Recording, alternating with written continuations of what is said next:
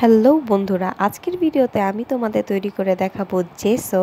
দোকান থেকে এত দাম দিয়ে না কিনে তোমরা ঘরে ইজিলি তৈরি করতে পারো এই হোমমেড জেসো। শুধু তাই নয়, ভিডিও শেষে তোমাদেরকে দেখাবো আমি এই হোমমেড জেসো দিয়ে কিভাবে জিনিস তৈরি করেছি। তো চলো ভিডিওটি শুরু করা যাক। জেসো তৈরি করার জন্য আমি নিয়ে নিব এরকম একটা পাত্র, তোমরা যে কোনো কিছু নিতে পারো।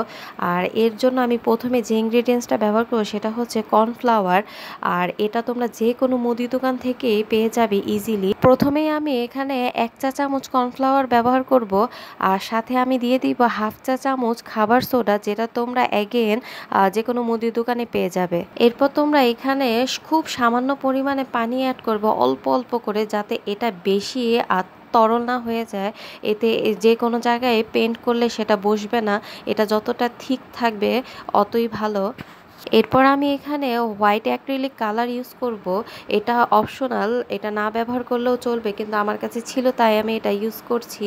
তোমরা এখানে যে কোনো পোস্টার কালার বা যে কোনো কালার এখানে অ্যাড করতে পারো, যেরকম তোমাদের প্রয়োজন।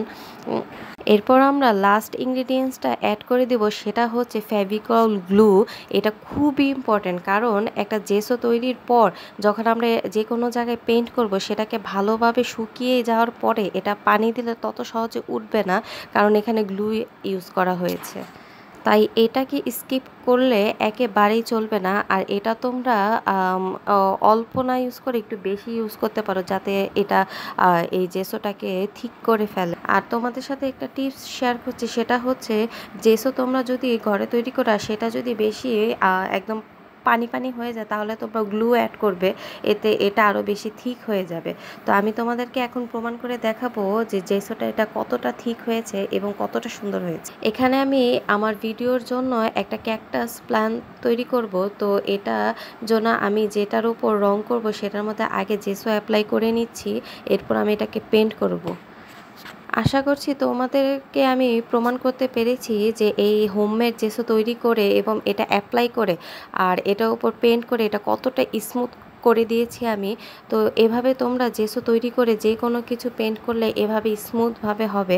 তো আশা করি ভিডিওটি ভালো লেগেছে। আর হ্যাঁ, কমেন্ট করে জানাবে তোমরা পরবর্তীতে কোন ভিডিও চাও। ধন্যবাদ।